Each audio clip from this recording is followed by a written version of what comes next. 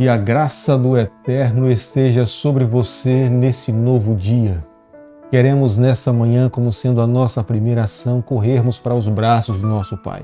Abrirmos o nosso coração e depositarmos todos os nossos anseios, planos e sonhos nas mãos do nosso Criador. Vivendo dessa forma, temos certeza que Deus estará ao nosso lado no decorrer de todo o dia, abençoando a nossa vida e a nossa família.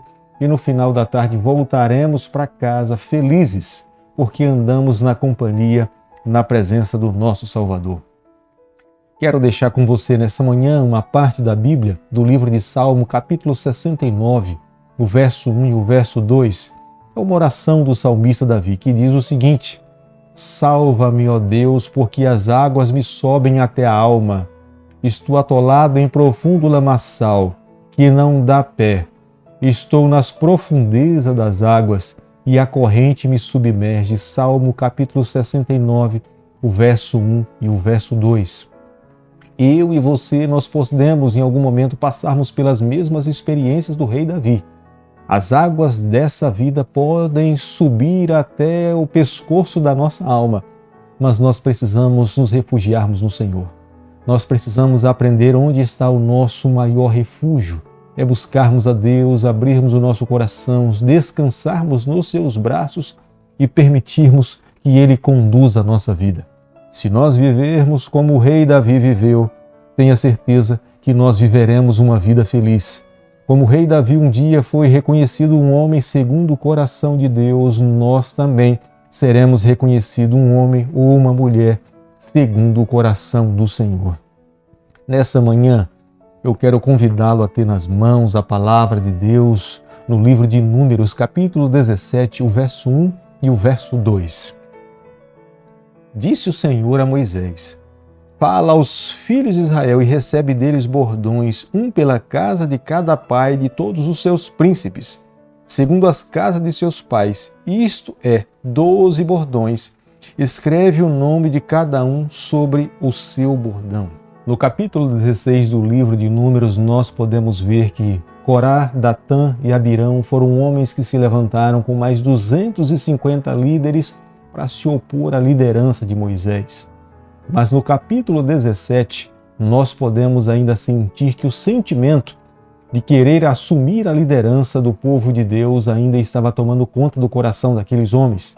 Embora Corá e alguns já estivessem perdido a sua vida, mas ainda havia um sentimento de querer assumir a liderança do povo de Deus. Deus precisava dar uma resposta. Aqueles que Deus tinha chamado para liderar o seu povo estavam sendo questionados, mas Deus precisava demonstrar de uma forma clara quem é aqueles que Ele tinha escolhido para conduzir o seu povo até a terra prometida. Quando a nação de Israel soube que eles estavam há 15 dias de entrar na terra de Canaã, na terra que mana leite e mel, e eles teriam que agora peregrinar pelo deserto um período de 40 anos, e isso trouxe uma tremenda decepção. Eles começaram a insistir de que aqueles que os tinham trazido até ali não eram dignos de continuar na sua liderança, mas Deus precisava dar uma resposta clara para aqueles que estavam questionando os seus líderes. Aqui no capítulo 17, no verso 2, Deus pediu para que cada príncipe trouxesse um bordão representando a sua tribo e deveria colocar o nome da sua tribo nesses bordões. Mas aquele que representava a família de Arão, que era a tribo de Levi, deveria colocar-se o nome de Levi. E Deus iria fazer florescer aquele bordão, e aquele que florescesse seria uma prova clara que Deus tinha escolhido essa família para que pudesse representar, conduzir o seu povo aqui nessa terra. Os bordões que eles deveriam levar para serem colocados junto da arca, próximo a tábuas das leis de Deus, onde o próprio Deus iria se manifestar, fazendo com que aquele bordão pudesse florescer, representava o direito que eles tinham de poder governar. E aquele que florescesse deveria de fato reconhecer que Deus tinha lhe escolhido para assumir essa função de liderança. Aqueles outros que não florescessem deveriam ser submissos a reconhecer que deveriam ser conduzidos, liderados por aquele outro. Embora eles tivessem visto tantos milagres acontecer desde a saída do Egito, agora até chegar próximo à entrada da terra de Canaã, mas mesmo assim os seus corações ainda continuavam desacreditados nesse Deus. Viviam momentos céticos, não havia uma verdadeira conversão. Embora Deus esperasse que a cada dia eles pudessem crescer nesse relacionamento com o Senhor, vendo os milagres, as águas, o maná, a maneira como Deus tinha os conduzido, os livrado de todo o mal, mas mesmo assim havia ainda um ceticismo que tomava conta do coração dos israelitas. Mas ao olharmos para o passado, ao exemplo e à história do povo de Deus, nós podemos ver que nos dias em que nós estamos vivendo, nós vivemos momentos semelhantes. Embora tenhamos nas mãos a palavra do Senhor, nós tenhamos mais luz, conhecimento, verdades que nós podemos ver a cada dia, muitas vezes o nosso coração ainda é tomado pelo sentimento de ceticismo. Nós começamos a duvidar se de fato um dia Jesus Cristo poderá voltar a essa terra. Outros começam a duvidar de outras verdades que estão contidas na palavra de Deus. Mas nessa manhã, olhando para o exemplo dos israelitas, próximo chegaram da terra prometida e não entraram. Cabe a cada um de nós nessa manhã também refletirmos na nossa condição, na nossa fé, na maneira como nós temos crido na palavra do Senhor, na maneira como nós temos abraçado as verdades que estão contidas na Bíblia. Nós não podemos duvidar, nós precisamos confiar, nós precisamos crer, nós precisamos permitir que o nosso coração seja conduzido por todas essas verdades. Mais uma vez, Deus estava dando provas claras para aquela geração. Deus queria que eles crescem que de fato Deus é Deus, Ele é soberano. Ele não os tinha desamparado, Ele estava ao lado daquele povo.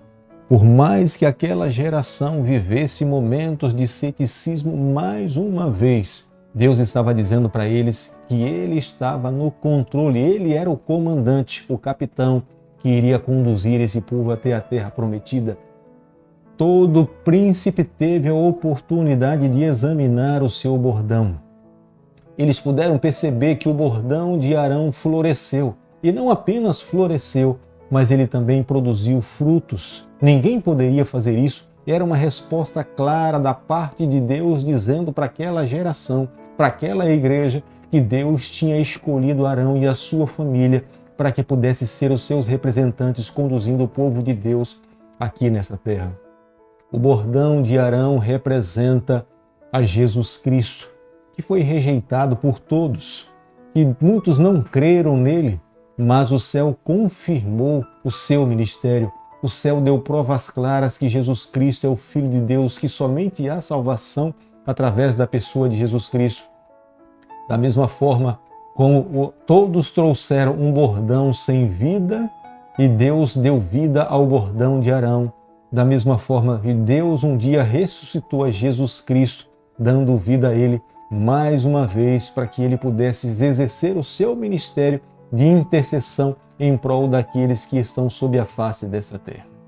O capítulo 17, o verso 12, diz o seguinte do livro de Números: Então falaram os filhos de Israel a Moisés, dizendo: Eis que expiramos, perecemos todos.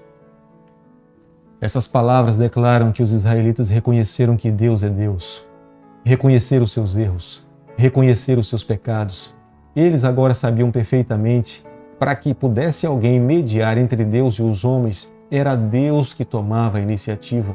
Não era o homem que escolhia quem era a pessoa que iria mediar entre Deus e os homens. Alguém não poderia se autonomear ou auto-escolher, mas deveria esperar que Deus pudesse fazer isso pelo seu povo. E era isso que Deus estava respondendo para aquela igreja. Deus estava dizendo: eu escolhi a família de Arão, eu escolhi a família de Levi para que pudesse viver aqui próximo a mim, fossem os meus representantes, pudessem levar para vocês as respostas da minha fala e eles deveriam aceitar. A declaração dos israelitas era uma declaração de temor. Eles estavam assustados, reconheceram que Deus é Deus, sabiam perfeitamente que era Deus que tomava a iniciativa. Eles sabiam, como Deus mesmo tinha falado, que aquele que se aproximasse do tabernáculo sem ser convidado seria fulminado, iria perder a sua vida. Eles agora tinham compreendido que somente a família nomeada, escolhida por Deus, é que poderia ter acesso ao tabernáculo, que poderia se aproximar do Senhor. Nenhum outro povo, nenhuma outra tribo, nenhuma outra família e aquilo ficou muito claro para a nação de Israel. Meus amigos, nessa manhã, ao concluirmos o capítulo 17 do livro de Números, eu e você, nós precisamos refletir na nossa vida cada dia. Nós precisamos reconhecer aqueles homens e mulheres que foram chamados por Deus para exercer uma função de liderança entre o povo de Deus. Nós precisamos respeitá-los, nós precisamos apoiá-los, nós precisamos incentivá-los a cada dia a seguir fazendo o trabalho do Senhor. Entre o povo de Deus não pode haver uma política destrutiva. Entre o povo de Deus não pode haver críticas que façam destruir a liderança do nosso irmão. Entre o povo de Deus não pode haver palavras que possam destruir o incentivo daqueles que estão conduzindo o rebanho do Senhor. Quando alguém toma essa posição, quando alguém age dessa forma, está agindo como um povo rebelde, como os filhos de Corá, como os filhos de Dotã, como os filhos de Abirão, e consequentemente um dia terão que pagar um alto preço diante do Senhor. Que eu e você nessa terra, que nós possamos abrir a nossa boca com palavras de incentivo, com palavras de apoio, que possamos ajudar aqueles que estão liderando a seguir a sua trajetória, para que as suas conquistas sejam as nossas conquistas, para que as suas vitórias também sejam as nossas vitórias, porque sabemos que foram homens e mulheres chamados por Deus. Se porventura, na sua trajetória, em algum momento, cometerem alguma falha, eles terão que responder ao Senhor. Que nem eu e que nem você possamos ser o juiz para jogarmos pedras naqueles que lideram o povo do Senhor. E nessa manhã, o que nós temos que fazer é orar por eles, pedindo a bênção do Senhor sobre as suas vidas. Querido Pai, nas suas mãos, nessa manhã, nós colocamos a nossa vida. Nós oramos em prol daqueles líderes pelos quais o Senhor chamou para conduzir o seu povo. Fica conosco no decorrer desse dia. Nos abençoe e nos guarde. Nós oramos em nome de Jesus. Que o Senhor te abençoe e te guarde. Que Ele faça resplandecer o seu rosto sobre você. Que Ele tenha misericórdia de você. E sobre você, nessa manhã, Ele levante o seu rosto e conceda a sua paz em nome de Jesus. Amém.